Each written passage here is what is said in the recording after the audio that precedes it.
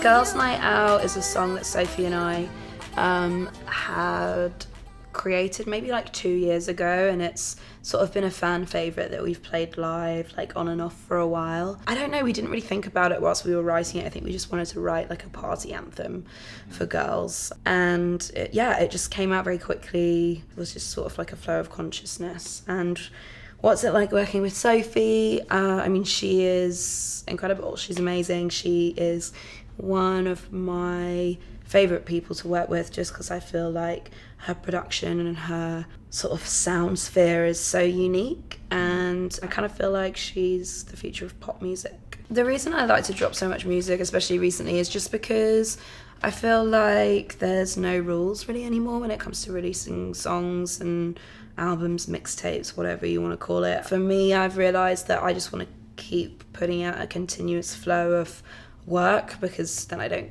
get bored. And I also don't really believe in like the rigid kind of formulaic old school like label strategy of like single album. Like, I don't know, I think there's space to be way more free than that. So I enjoy it. I'm not sure there really is a difference between a mixtape and an official album. When I think of my mixtapes, they've each been 10 original, traditionally full-length songs. For me, it's easier to release if I call it a mixtape. I just don't think there's still that stigma attached to an album, that there's this like whole pressure and the build-up in it. You know, whatever, the label want to be more involved.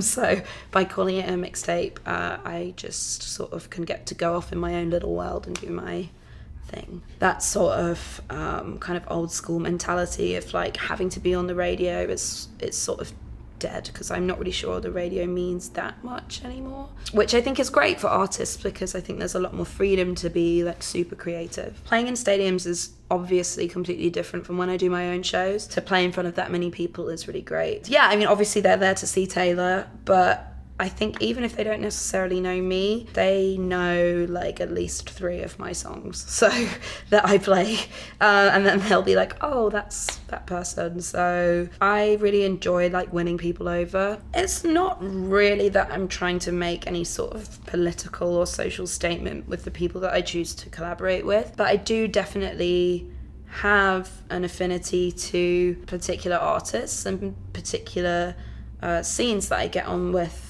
extremely well. For example, like the LGBTQ community are a community who have always really supported me, and I definitely wouldn't be where I am without them. And there are so many incredible artists, producers, performers who belong to that community, and it's always so fun to collaborate with people from that community. But really, honestly, like my collaborators, as long as I'm inspired by them, it sort of doesn't matter who they are or where they come from, and that's the exciting thing to me, like to be able to collaborate with anyone from anywhere in the world with whatever background. Like, that's what I enjoy about collaborating the most. I do sort of like to escape the cold months in London, in the UK, and that is definitely one of the benefits of being half based in LA. However, I do enjoy a season as well, so it's kind of two things. I definitely do go till 5 a.m.